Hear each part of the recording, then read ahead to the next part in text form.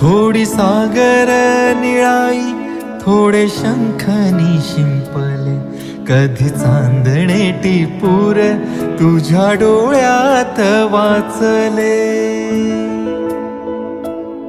कधी उतरला चंद्र तुझ्या माझ्या अंगणात, स्वप्न पाखरांचा थवा विसावला ओंजळीत. कधी काळोख भिजला, कधी भिजली पहाट, हुंकारला नदी काठ, कधी हरवली वाट. वाऱ्या पावसाची गाज काळी भासतच दाट, कधी धुसर धुसर एक वादळाची वाट.